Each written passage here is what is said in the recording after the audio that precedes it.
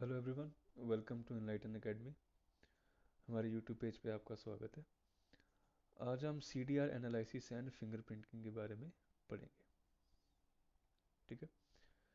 सी D R analysis, जिसको हम कहते हैं कॉल डिटेल रिकॉर्डर और रिकॉर्डिंग। ठीक है।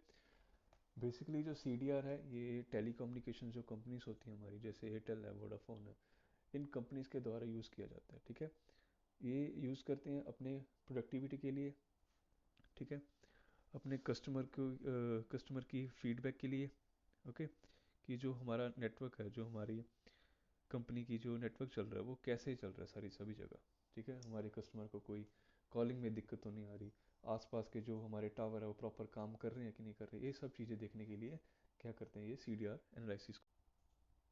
और जो सी डी आर एनालिसिस का यूज़ किया जाता है वो इन्वेस्टिगेशन ब्यूरो में भी यूज़ किया जाता है, किसी की लोकेशन किसी को ट्रेस करने के लिए। ठीक है।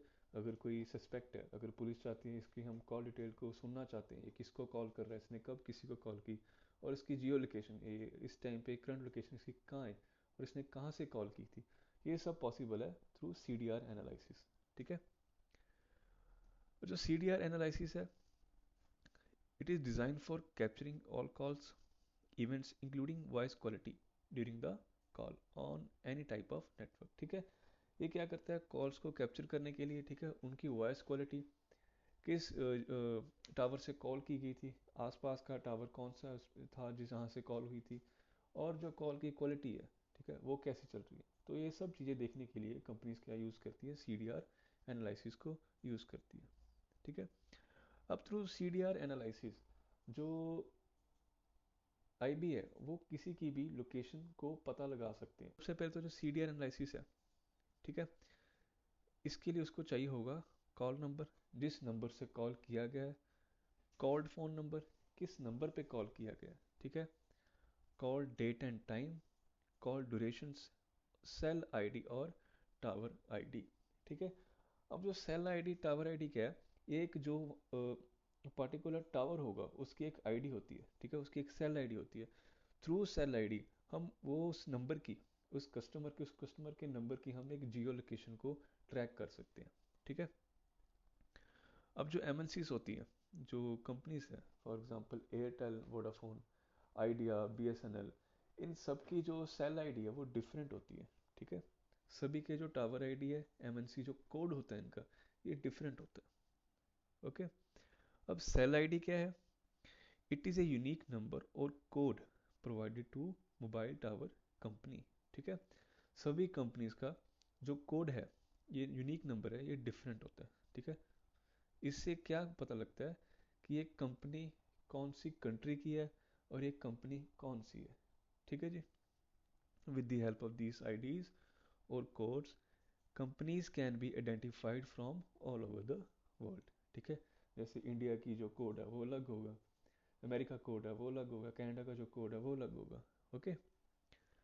अब ये कोड क्या है, फॉर एग्जांपल दिस। ठीक है।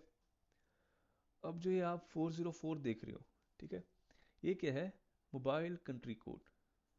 ठीक है। उस कंट्री के मोबाइल का कोड है। कोड मतलब जो वहाँ पे एम एस जो 404 है, ये इंडिया का कोड है। ठीक है। ये इंडिया की कंपनी का कोड है। ओके।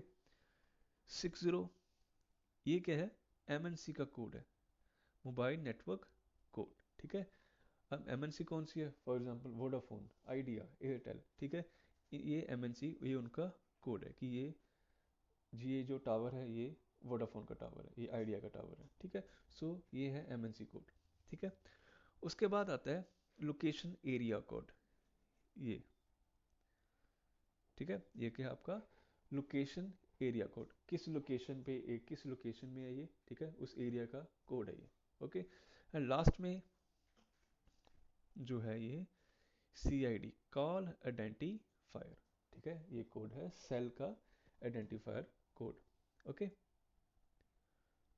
अब थ्रू दिस कोड, ठीक है, अगर किसी एमएनसी ने, फॉर एग्जांपल इन्वेस्टिगेशन ब्यूरो चाहते हैं कि हमें इस 100 नंबर, ये फलाने ढमकाने नंबर की हमें लोकेशन चाहिए। ठीक है। इस लोकेशन की हमें पूरी डिटेल चाहिए, इसकी नंबर की, कि इसने किसको कॉल की थी, कब कॉल की थी, और इसकी जो इसने कॉल की थी वो कहाँ से की है और अब इसकी करंट लोकेशन क्या है, ठीक है। तो जो एमएनसीज है, ये जो कंपनीज क्या करेंगी, सीडीआर एनालिसिस का सॉफ्टवेयर होगा, ठीक है। उस सॉफ्टवेयर में ये क्या करेगी, उस नंबर को डालेंगे, ठीक है। फिर क्या करेंगे, मोबाइल कंट्री कोड डालेंगे, then MNC, then location area code, ठीक है। इन तीनों नंबर्स को यूज़ करके वो क्या करेंगे, उस जो कॉलर है उसकी एक लोकेशन निकालेंगे, ठीक है। एक लोकेशन आएगी, देन उस लोकेशन को वो क्या करेंगे, मैप्स पे जाके, ठीक है, वहाँ पे उस लोकेशन का लॉन्गिट्यूड एंड लैटिट्यूड, इन दोनों को वहाँ पे वो क्या करेंगे, डाल के उस लोकेशन का, उस कस्टमर की करंट लोकेशन को वो फाइंड कर सकते हैं थ्रू जीपीएस और सैटेलाइट, ठीक है। वो क्या कर सकते हैं, उस कस्टमर की उस लोकेशन को वो ट्रैक कर सकते हैं, ठीक है। देन अब बात करते हैं फिंगरप्रिंट्स के बारे में, ठीक है जी।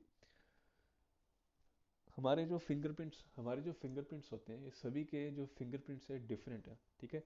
किसी ये सबका यूनिक है, कभी किसी का फिंगरप्रिंट एक दूसरे के साथ नहीं मिलता, बहुत ही कम कोई रेयर केस होगा जिसमें फिंगरप्रिंट मिल गया, वो भी किसी ट्विंस का, ठीक है। वैसे किसी का भी फिंगरप्रिंट आपस में मैच कभी नहीं करता, ठीक है। अब जो फिंगरप्रिंट है ये किस चीज़ के लिए होता है, मेनली फॉर ऑथेंटिकेशन, ठीक है। कहीं पे निशान लगाना फॉर सिग्नेचर, ठीक है। तो ये चीज़ें क्या है आपकी, फिंगरप्रिंट्स आपकी इसीलिए चीज़ें काम। Fingerprint is an impression left by the friction रिजिस of human finger, ठीक है। अब क्या कहता है, फिंगरप्रिंट एक इम्प्रेशन है जो कि फ्रिक्शन रिजिस के द्वारा लगाया जाता है ह्यूमन फिंगर्स पे, ठीक है। रिजिस क्या होते हैं, ये जो लाइंस देख रहे हो आप, ठीक है, ये जो लाइंस चल रही है, ये सारे क्या है आपके फ्रिक्शन रिजिस है, ठीक है। यही क्या होता है आपके फिंगरप्रिंट, जब स्कैनिंग हम करते हैं तो वो स्कैनर क्या करता है, आपके रिजिस और फिंगरप्रिंट के जो रिजिस है इनका डाटा कलेक्ट करता है, ठीक है।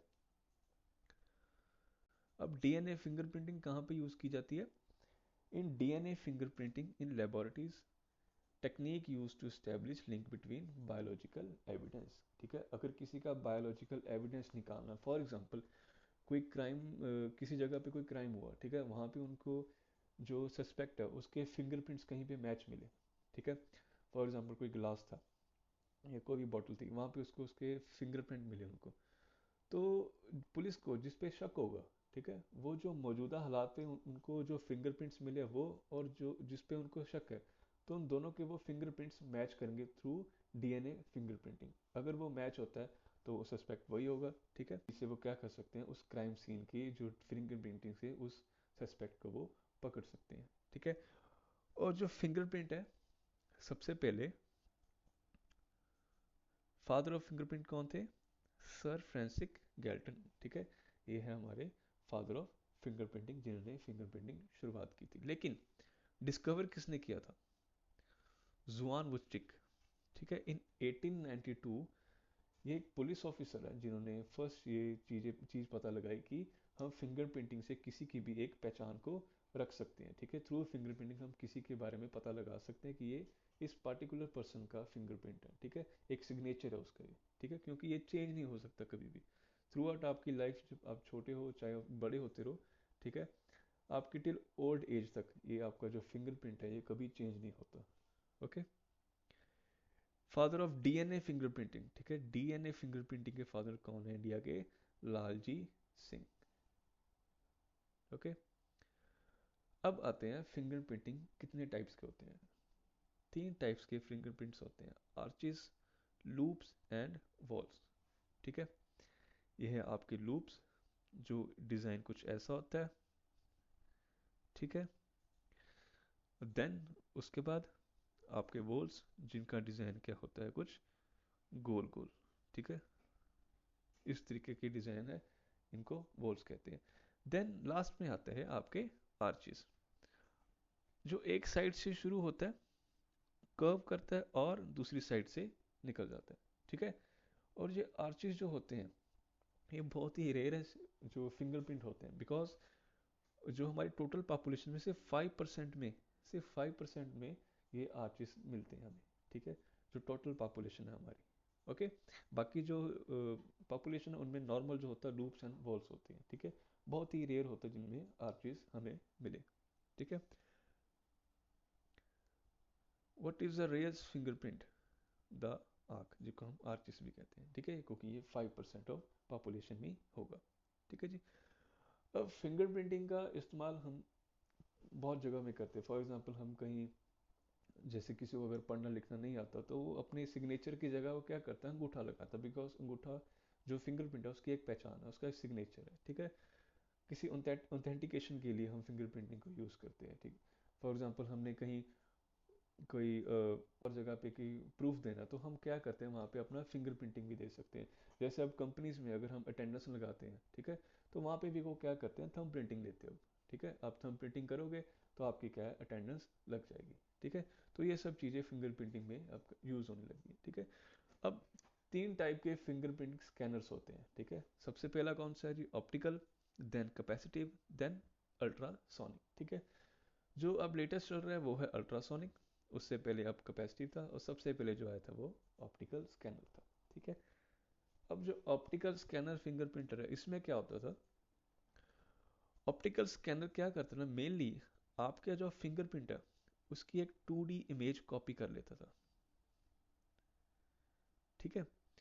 अब 2D इमेज कैसे कॉपी होती थी, जैसे आप उस फिंगरप्रिंट स्कैनर पे अपना अंगूठा रखोगे, ठीक है, तो वो आपके अंगूठे की जो रिजेस है, जो आपका पैटर्न है उसकी एक कॉपी कर लेगा, उसकी एक फ़ोटो खींच लेगा वो, ठीक है। देन उस फ़ोटो को वो अपने सिस्टम में स्टोर कर लेगा, ठीक है। अब फिर कभी जब भी आप उस स्कैनर पे आप अंगूठा रखोगे, तो वो क्या करेगा, आपके रिजेस के जो डाटा है उसको, जो सेव डाटा को मैच करके देखेगा। अगर दोनों मैच हो जाते हैं तो आपकी ऑथेंटिकेशन कंप्लीट हो जाती है, ठीक है।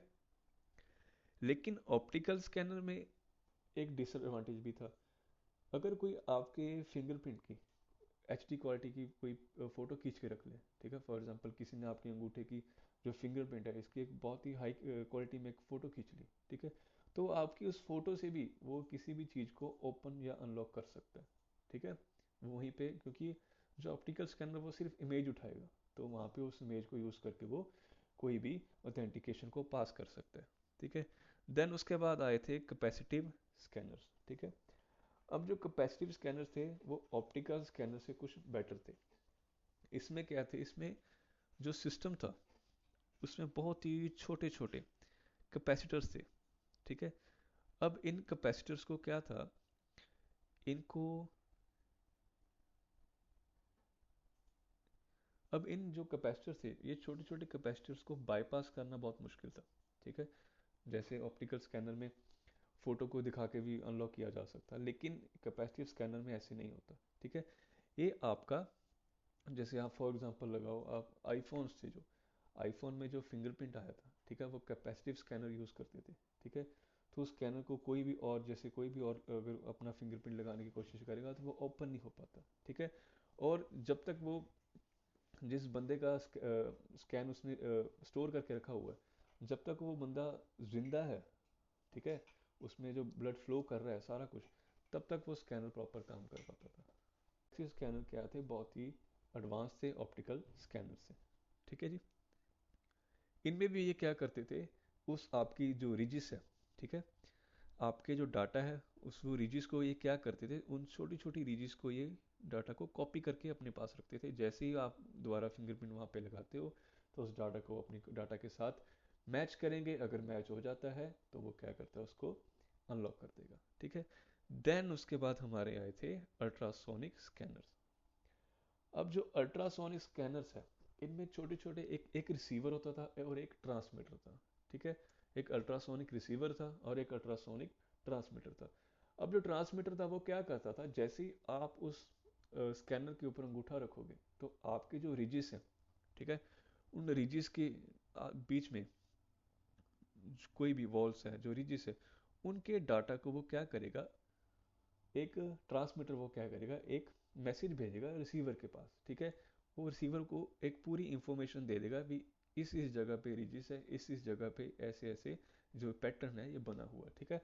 रिसीवर क्या करेगा, उस डाटा को स्टोर करके अपने पास रख लेगा, ठीक है। अब जैसे ही आप दोबारा अंगूठा रखोगे तो क्या करेगा, ट्रांसमीटर दोबारा सिग्नल भेजेगा रिसीवर को, ठीक है। और ये आपस में डाटा क्या है मैच करेंगे, और आपका जो फ़ोन है, जो सिस्टम है, वो अनलॉक हो जाएगा, ठीक है, और आपका फिंगरप्रिंट वहाँ पे स्कैन हो जाएगा, ऑथेंटिकेशन कंप्लीट हो जाएगी, ठीक है। और जो आपके फिंगरप्रिंट्स है, ये और भी कई काम आते हैं, जैसे फॉर एग्जांपल आईबी में, इन्वेस्टिगेशन में, या एफबीआई में, ये जो क्राइम सस्पेक्ट है उसके ये फिंगरप्रिंट स्कैनर्स को हमेशा वो पुलिस क्या करती है, सेव करके रखती थी, हाथ में आता था, ठीक है। और जो फिंगरप्रिंट स्कैनर है, ठीक है, आपके जो फिंगरप्रिंट्स है, अगर आपने किसी ग्लास के ऊपर, ठीक है, या किसी भी बॉटल के ऊपर, ग्लास के ऊपर, जहाँ पे आपके फिंगरप्रिंट इंप्रेशन लग गए हैं, ठीक है, वो तब तक उस ऑब्जेक्ट के ऊपर, उस जगह के ऊपर बिल्कुल ठीक रहेंगे, जब तक कोई भी इन्वायरमेंट चेंजेस नहीं होते, जैसे कोई पानी डाल दे या कुछ भी, ठीक है, तब तक वो क्या आपके फिंगरप्रिंट जो है वहाँ पे सेफ रहेंगे, ठीक है। कभी कभी तो 20-25 साल तक आपके उस ग्लास के ऊपर, जगह के ऊपर, आपके फिंगरप्रिंट जो स्कैन है वो हमेशा स्टेबल रहता है, ठीक है। ये देखिए, ये है आर्चेस, ये है आपके लूप्स, ठीक है, देन आपके वॉल्स, ठीक है। सभी के जो पैटर्न है, ये सभी क्या है, एक दूसरे से डिफरेंट है, ठीक है जी। ये है आपके फिंगरप्रिंट कैरेक्टर्स, ठीक है। आपके अंगूठे के सेंटर में, जहां से ये फिंगरप्रिंट शुरू हो रहा है, ठीक है, उसको हम क्या कहते हैं, कोर, ठीक है जी। देन आपकी कहीं कहीं लाइंस जो है एंडिंग हो रही है, जैसे बीच में टूट टूट के जो लाइन बन रही है, उनको हम क्या करेंगे, एंडिंग रिजिस, ठीक है।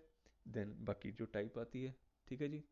ये सारे क्या है, आपके फिंगरप्रिंट्स के, आपके जो है इनके पैटर्न है, ठीक है, सभी क्या है एक दूसरे से डिफरेंट होते हैं, ओके। आज के लिए इतना ही। अगर आपको हमारी वीडियो अच्छी लगी तो अपने फिंगरप्रिंट से हमारे जो चैनल को सब्सक्राइब कीजिए, लाइक कीजिए, एंड हमारी वीडियोस को आगे शेयर कीजिए।